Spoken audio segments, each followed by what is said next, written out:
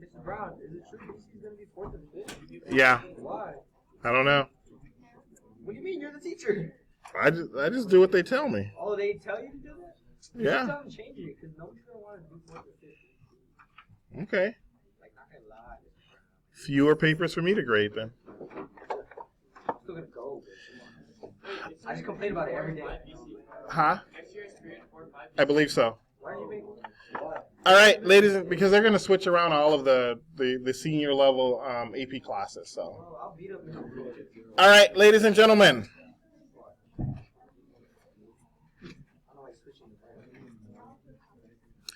Okay, so here we have two fractions, a over 3 plus b over 4. How do we simplify this? How do we combine? How do we add these two fractions? Okay, you're going to need a common denominator.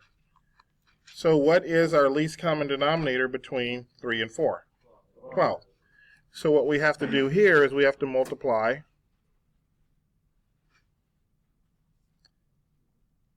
top and bottom by 4, top and bottom by 3.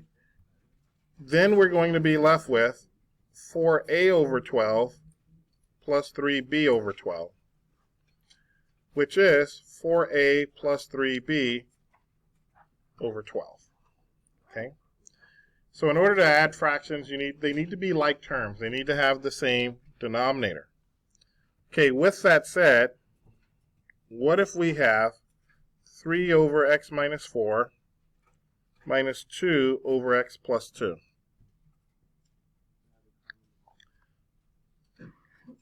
So here, your least common denominator is the product of all of your distinct prime factors in your denominator. So here, x minus 4 and x plus 2, they are simplified as much as they can go, and they are different. So our least common denominator will be x minus 4 times x plus 2. Yeah. So that means for our first fraction, 3 divided by x minus 4, we're going to need to multiply both top and bottom by x plus 2. So we're not changing the value of our first term there. We're multiplying by a special form of 1. X plus 2 divided by x plus 2 is 1. Second one, we're going to need to multiply top and bottom by x minus 4.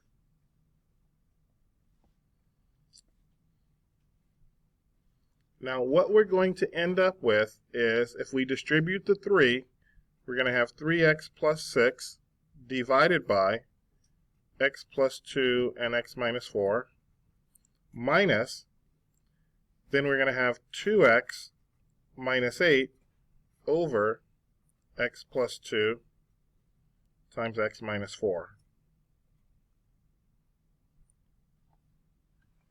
Now that these two terms have a common denominator, we can write it as one fraction.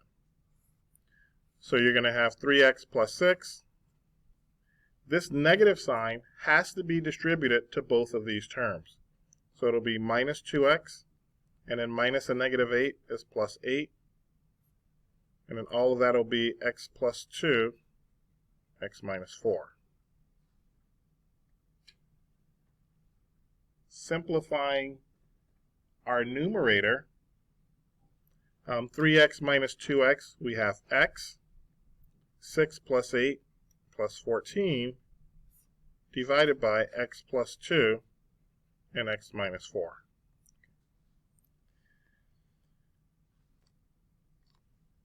So 3 divided by x minus 4 minus 2 divided by x plus 2 is equal to x plus 14 divided by x minus 2 times x minus 4.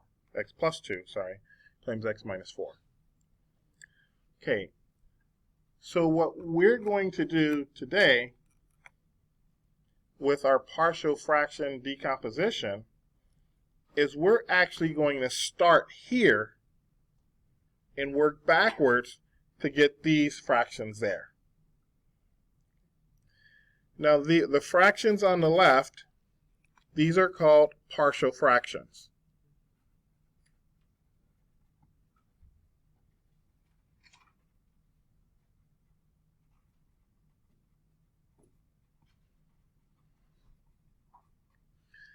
their sum, combining these two together, is called partial fraction decomposition.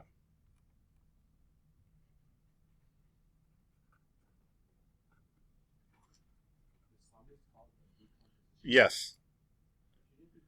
No. Because we're going to start here, and we're going to do a decomposition on this fraction into partial fractions. So this is a partial fraction decomposition of this whole one here. So their sum is called the partial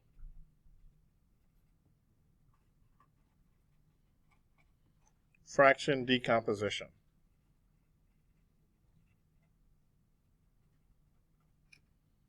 It's our partial fraction decomposition. What's the partial fraction? Like the difference of that? Here's a whole fraction.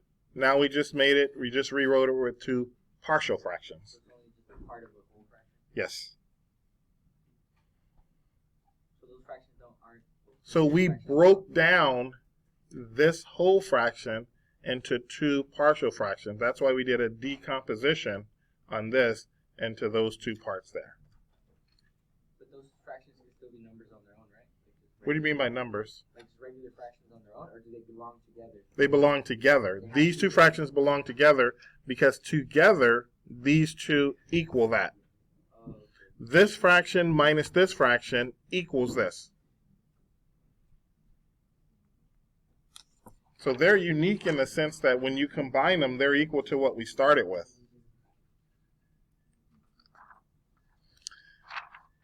All right, so this is our goal. This is what we're going to work with today. So let's start off then with kind of like the steps, and then we'll jump right into some problems. You'll see that not going to be too bad. Okay, so if we have a rational expression, by the way, again, what's a rational expression? What's a rational? When I say a rational expression, what am I talking about? What's a ratio? When you hear the word ratio, what do you think of? Fraction. So if I say ratio expression or a rational expression, okay, so it's going to be some expression that is a fraction. So a rational expression, so we say P and X are functions. Okay, so if we have a rational expression such that P of X divided by Q of X and P and Q have no common factors. In other words, it's already been simplified as much as you can go. So P and Q have no common factors. Yeah, they're both functions of X. P is a function of X and Q is a function of X. And P and Q have no common factors. Then in order to do the decomposition, we need the degree of the numerator to be smaller than the degree of the denominator. For partial fraction decomposition, we need the degree for P of X has to be less than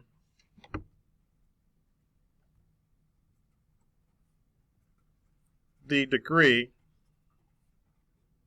for Q of X. So the degree of your numerator needs to be less than the degree of your denominator. So I'll give you an example here.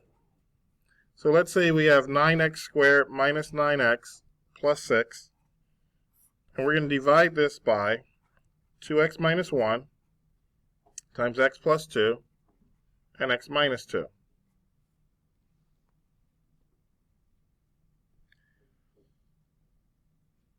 What's the degree of our numerator?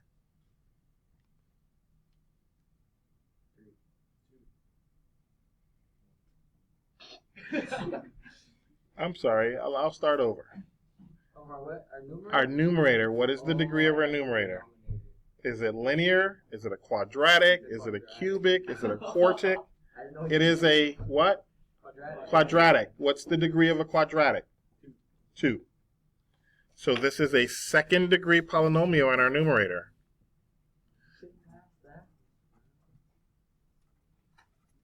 In our denominator, what's the degree there? 3. You have 2x times x times x. Your leading coefficient was going to be 2x cubed, so it's degree of 3.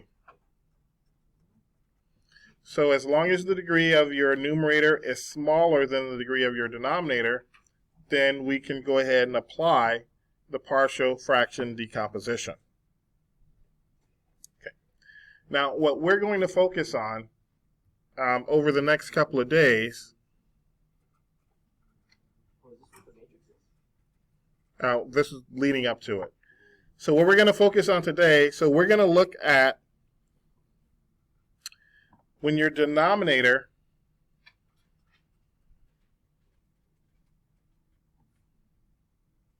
is the product of distinct linear factors. Okay, and what does it mean by distinct? Different. So your denominator is the product of distinct linear fractions. A linear fraction, you have x to the first power. And then secondly, we may or may not get to this today, and that's where our denominator is the product of linear factors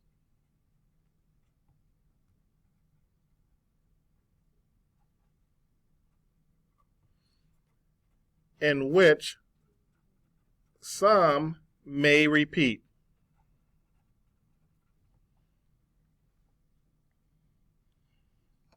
So a product of linear factors in which some may repeat.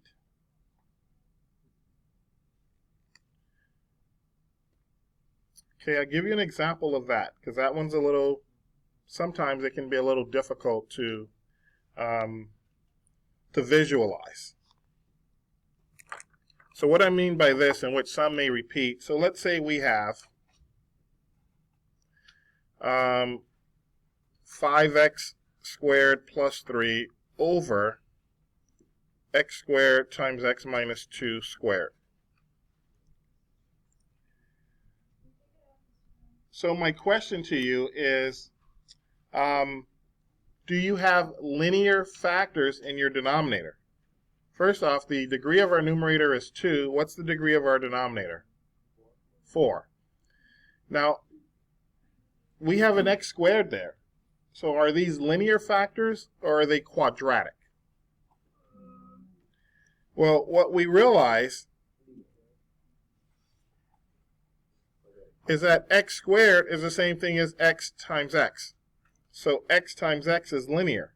X minus 2 squared is x minus 2 times x minus 2. So all 4 of these are linear factors. But you may have some that repeat. So the x minus 2 repeats. But x minus 2 at its core is a linear factor. And so is x. So these are linear factors that repeat. So when we do our decomposition, we're going to be taking a look at these types. So here's the process. Here's how we set it up.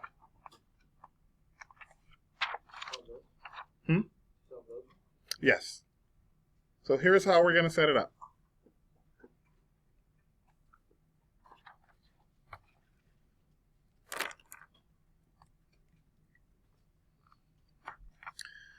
All right, so if our denominator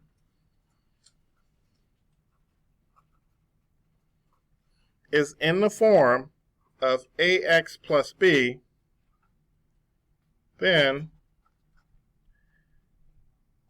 a, which is a constant, over ax plus b, so a is a constant,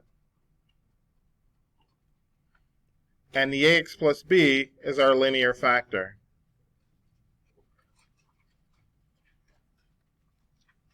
So a is our constant, the ax plus b is our linear factor.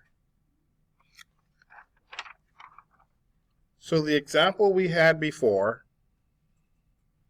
where we had 9x squared minus 9x plus 6 over 2x minus 1 times x plus 2 and x minus 2, we would set this up by breaking it down the following way. We would say a over 2x minus 1 plus b over x plus 2 plus c over x minus 2. And then our mission would be to determine or to solve for what a, b, and c are. So once we find a, b, and c, these two sides are going to be equal to each other. So this is, we took a whole fraction here, we did a partial fraction decomposition. Now what we're going to be tasked with doing is determining what a, b, and c are. And we are going to use a linear system of equations to do that. Any questions? Yes. What is this used for? To decompose these whole fractions. Why would you want to? Because in calculus we do something called the integral.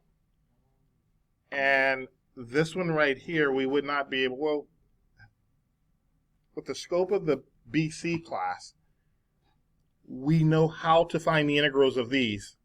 We do not know how to find the integral of this. So we do a partial fraction decomposition so that we can determine what the integral of this whole thing is by its parts. So that's just part of it. But there are many, many other applications for partial fraction decomposition. Okay? Mr. Brown? Why do you, yes. The A, B, C all have to make up that? So are we decomposing it into 3 different parts? Or? Yeah, because you have 3 different sets of distinct linear factors in your denominator. So if you only had 2, then it would just be A and B. But you have 1, 2, 3. So that's why you have 3 there. All right, ladies and gentlemen, we're going to do a problem. I'm going to walk you through a problem first, then write the steps down. Then we'll do one more example. Okay, everyone ready? All right, ladies and gentlemen, 5x minus 1 divided by x minus 3, new problem, and x plus 4. We're going to solve this one. Let's learn to crawl before we walk. Let's solve one with 2 before we jump into one with 3. All right, so here is our problem. First thing we're going to do is rewrite it. So right now, your denominator is already factored for you. But that's not going to be the case for all of your problems. So for some of you, some of the problems, the very first step will be to factor the denominator. But this one, it's already factored for us. So this is going to be a over x minus 3 plus b over x plus 4. So that's our first step. Yeah, it'll always be a plus there. Now, in the end, it may not be a plus. But the way you set it up, it's going to be like this. Always with the plus. Yes? There's only 2. So there'll be some cases where you'll have a, B, C, and a D because you'll have 4 sets of linear factors. Here in your denominator, we only have 2. That's why we're only going with the A and the B. All right, now the next step here should come to us kind of naturally. What we're going to do, we already know that our LCD is x minus 3 times x plus 4. So we're going to multiply both sides of the equation by the LCD. And when we do that, we're going to clear the fraction. So your next line will no longer, should not have any fractions.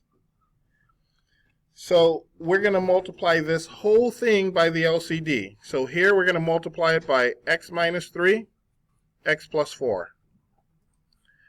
This one right here, x minus 3 times x minus 4, x plus 4. And over here, x minus 3 times x plus 4. So the whole thing. So on the left-hand side, the x minus 3, the x plus 4 reduce, and you're left with 5x minus 1 equal. Here, the x minus 3 divided by x minus 3 is 1 there, so you're going to have a times x plus 4. Plus, and here your x plus 4 divided by x plus 4 is 1 there, and you're going to have b times x minus 3. So you will see after this step, we no longer have a fraction.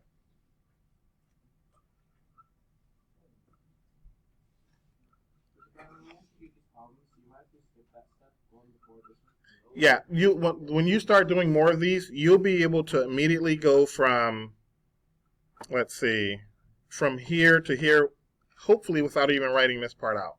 Just depends. I don't know. We'll see. Okay, now, what we're going to do is we're going to distribute. So we get 5x minus 1 equals, so we're going to simplify, so it's a times x plus 4a plus b times x minus 3b.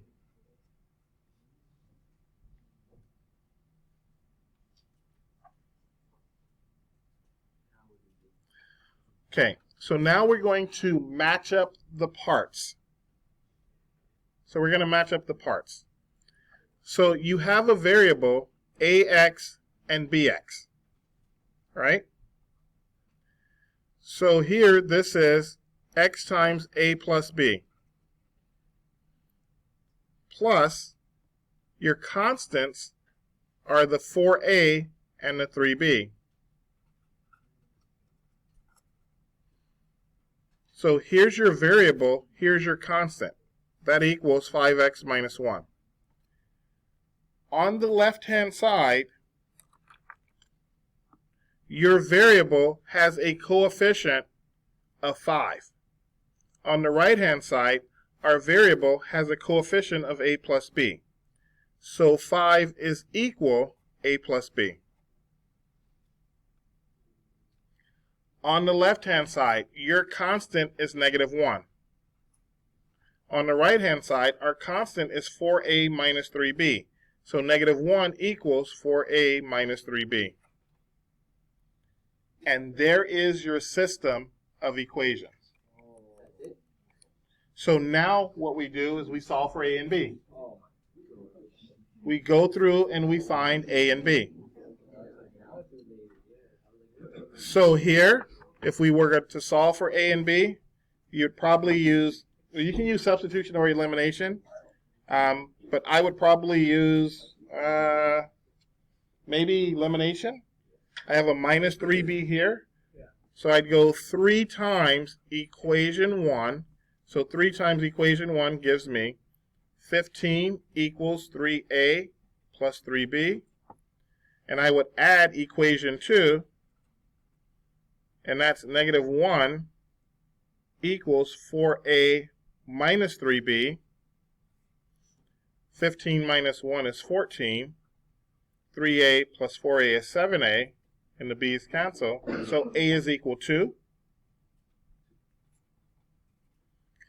Now that we know a is equal to, well, 5 equals a plus b. 5 equals 2 plus b.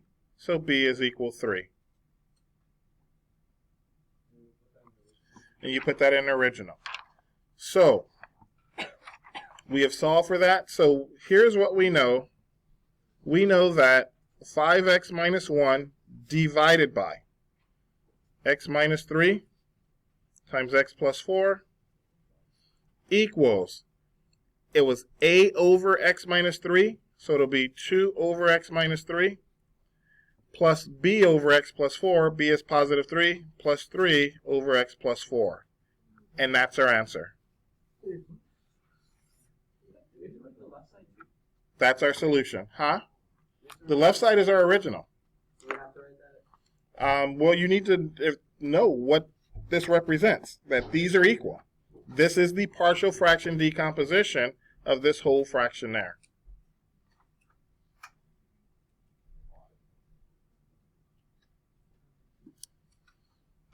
All right. Do we got this? Okay, step 1. Set up the partial fraction decomposition.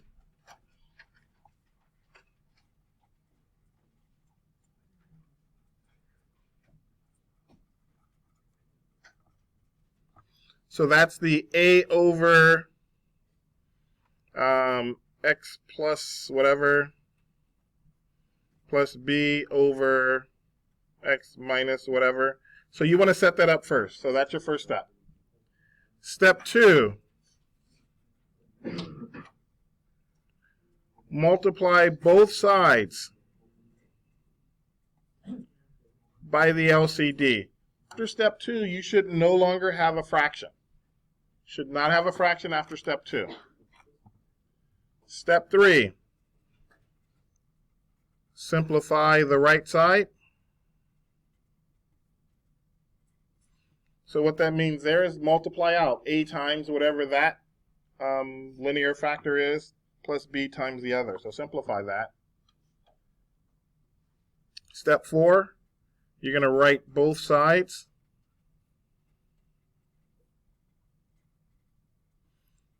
in descending order.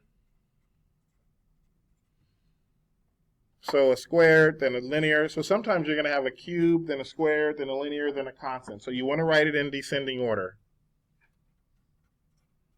So in descending order by the degree. And here's where you're going to equate the coefficients. How do you write it in descending order after you get it? Well, if you have a squared, then a linear. So what I mean is by degree. You're just going to write it in a standard form. You're not going to write it mixed up. But for the one that we just did, it was simple enough. You're going to get some that are more complicated. So right now, this step right here doesn't mean much to you because it'll already be in that order. But on Monday, when we get a little more difficult ones, you'll see what I mean by that. Okay, step 5. Solve for A, B, C, or even D. So whatever those are, you're going to solve for them. And in our final step, you're going to plug A, B, C back into step 1. So once you solve for A, B, and C, or D, however far you have to go out, then you're going to substitute it back in.